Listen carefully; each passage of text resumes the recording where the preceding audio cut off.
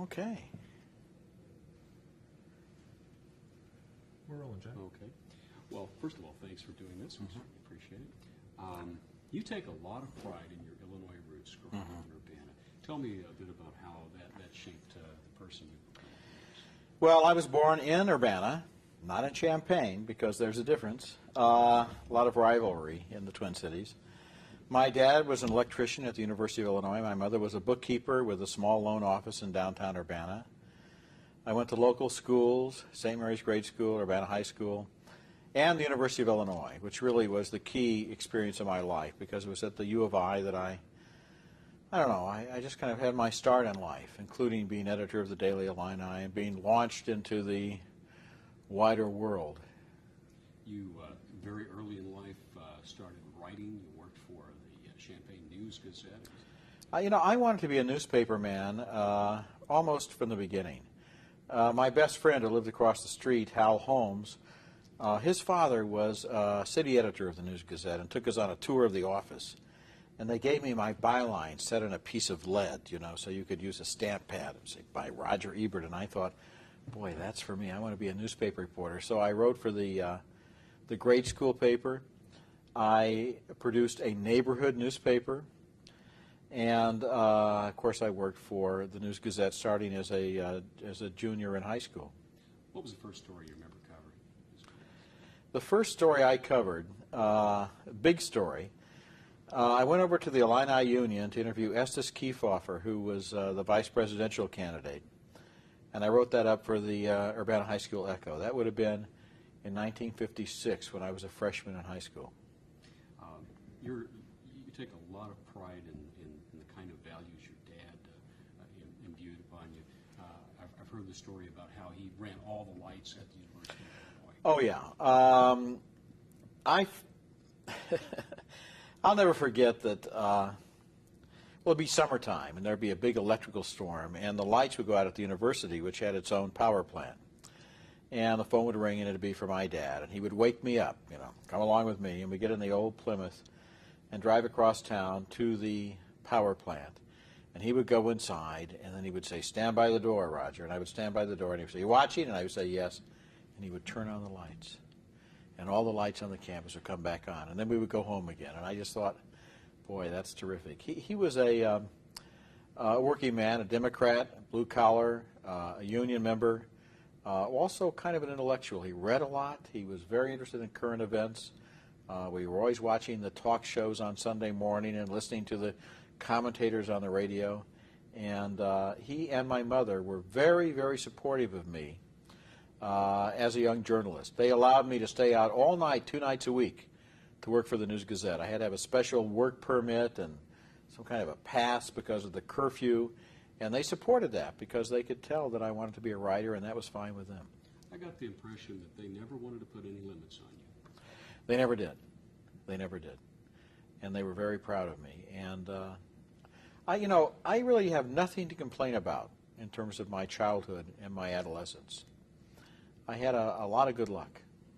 Fast forward now to the time when you went to work for the Chicago Sun-Times, 1966, am I correct? That's still quite a leap from Champaign to the big city. I had done some writing for the Chicago newspapers. I did book reviews and feature pieces for the Saturday entertainment section of the Chicago Daily News. And I applied to the Daily News for a job. And my letter wound up at the Sun-Times, and Jim Hogue, who was then the managing editor, or perhaps the city editor, called me in and hired me.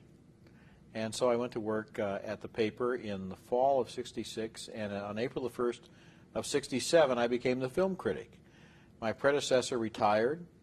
The feature editor gave me the job. So I lucked out into my entire career. I mean, people say, how do you get to be a movie critic? I guess my answer would be, I have no idea. With me, it was good luck. Right place, right time. Tell me about your love of films. When did that start? I started going to the movies as a kid in Champaign-Urbana. I went to the Princess Theater on Main Street for the matinee double feature every Saturday. My Aunt Martha would take me to the movies over in the big palaces in Champaign. And then in high school, I started going to the Art Theater, which showed movies like Citizen Kane. I saw that for the first time. movies by Fellini, Bergman, the Angry Young Men from Britain, Cassavetes and the other American independents. And then, of course, in college, they had a film society both for domestic films and an international series. So by the time I got out of college, I'd seen a lot of movies. Is there a particular trick to writing a good movie review? When you sit down and watch a movie, how are you watching it perhaps differently or the same as anyone else? Well, you just take whoever you are and whatever you know into the theater with you, and you look at the movie, and whatever you think about is what you write about.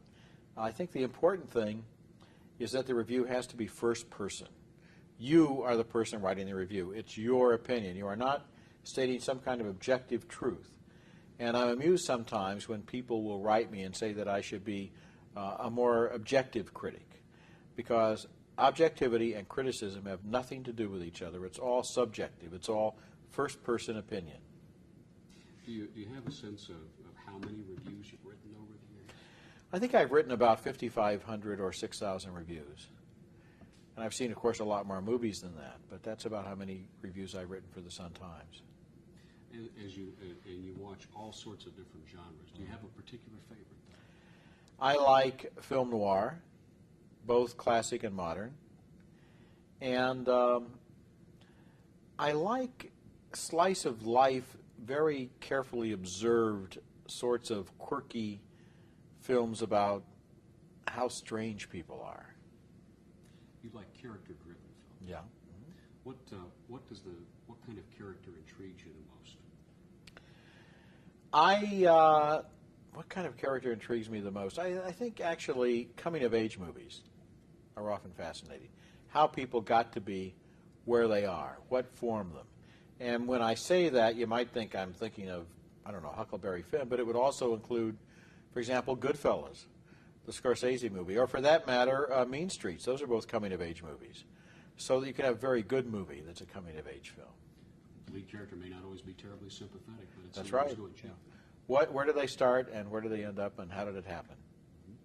As your career grew, you took your film reviews over to television at Channel 11 WTTW. How was that a departure for the typical film critic? Well, we were asked, Gene Siskel and I, to do a movie review show. And I think we were both kind of hesitant because we had a rivalry.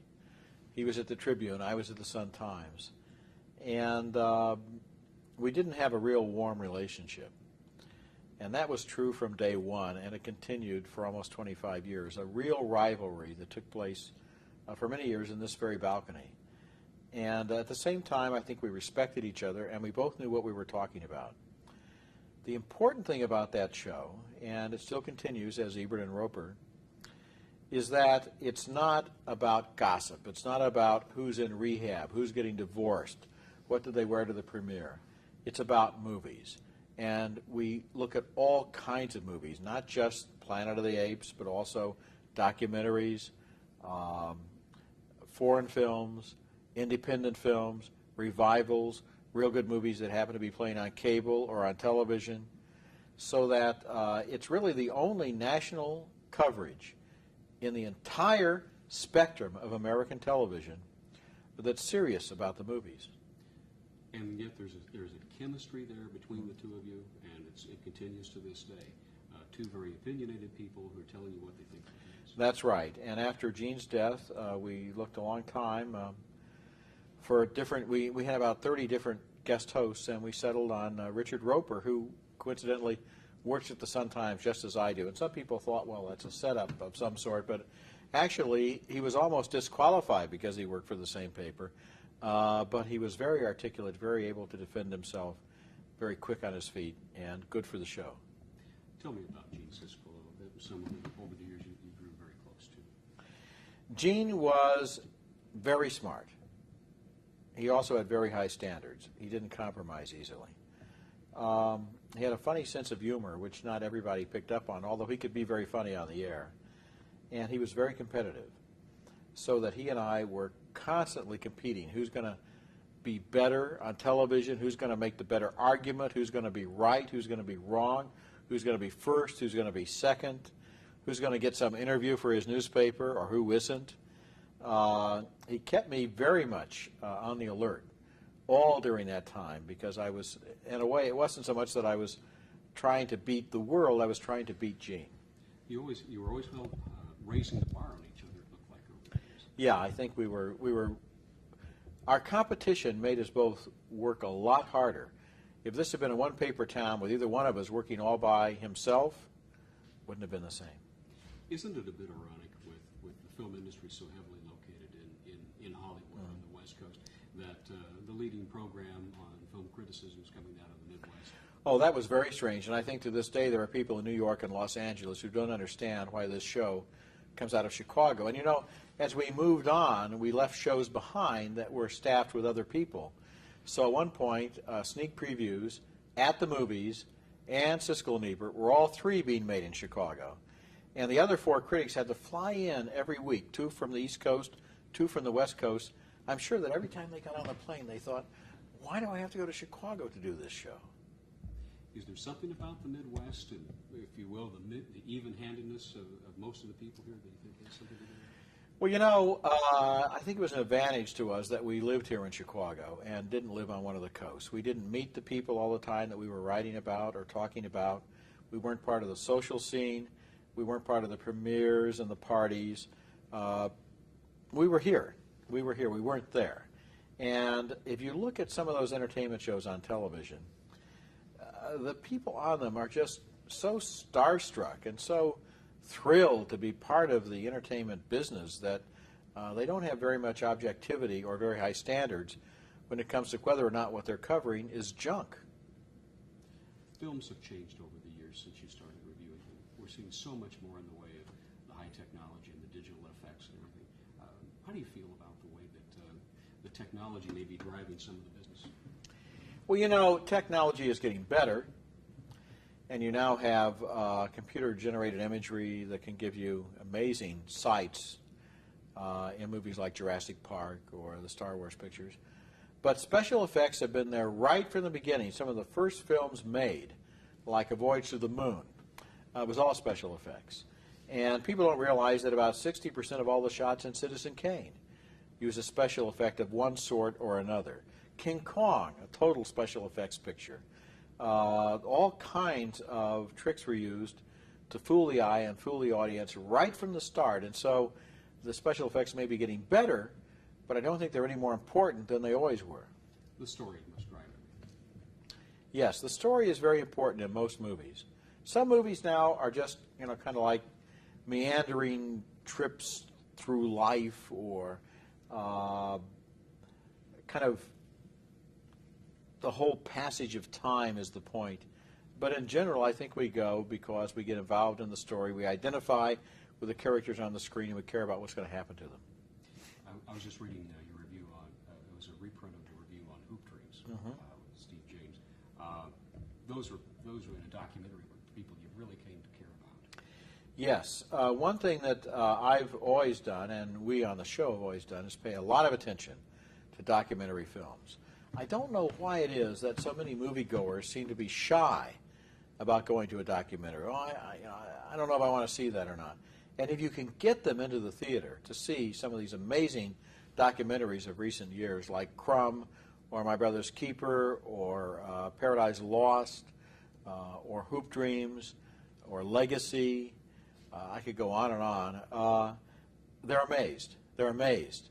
They have a great time. These movies can be funny. They can be dramatic. There's a movie called American Movie about a kid up in Milwaukee who wants to make horror films. It's a documentary about him and about his filmmaking. That's one of the funniest movies I've ever seen in any genre at all. And people stay away from it. Oh, it's a documentary. I don't want to see it. They don't realize what a good time they're missing. There's some romantic to be found in those. I didn't ask you earlier about the Pulitzer Prize. The only movie critic so far. Yeah, I won the Pulitzer Prize in 1975. My paper submitted 10 examples of my work from the previous year. And that was a big day. That was a big day in my life. And I was very happy that day. Yeah. Well, you have a very nice literary style to your pieces. I was an English major, you know, all through college and even in graduate school, and even a PhD candidate in English at the University of Chicago. And I read all the time. Not only do I read all the time, but I listen to audiobooks in the car. I think it actually helps you to think in colorful language if you hear it coming out of the radio as you're driving along instead of just listening to some disc jockey. And when I write, I try to write in a way that's very clear so that people can understand it, yet at the same time, I try not to write down. I think people are smart, they're engaged, they're alert, and they deserve the best writing that I'm capable of. I know we have to watch your time. Yeah, I was just about to say maybe like about one more, I think. I think so. That has to do with your film festival at Urbana. You like to make sure that a lot of the films that don't get the attention that they necessarily deserve get a moment in the sun. Well, the University of Illinois asked me to do a film festival, and I thought, I'm a movie critic, so it's a conflict of interest for me to ask the studios for their new pictures. That would be wrong. But then I thought, as a critic, I see a lot of movies that I love that never get very much attention. Some of them don't even open. So why not have an overlooked film festival of overlooked films, or overlooked genres, or overlooked projection techniques? One year we showed Oklahoma, which is not an overlooked film, in 30 frame per second Todd A.O. vision, which nobody in the theater had ever seen before. So that has become one of the highlights of my life, that film festival. It is so much fun. And finally, a final reflection upon the luck you've enjoyed to spend your life as one of the most noted film critics. Well, you know, movies, it's been said that literature and drama and poetry hold up a mirror to humanity.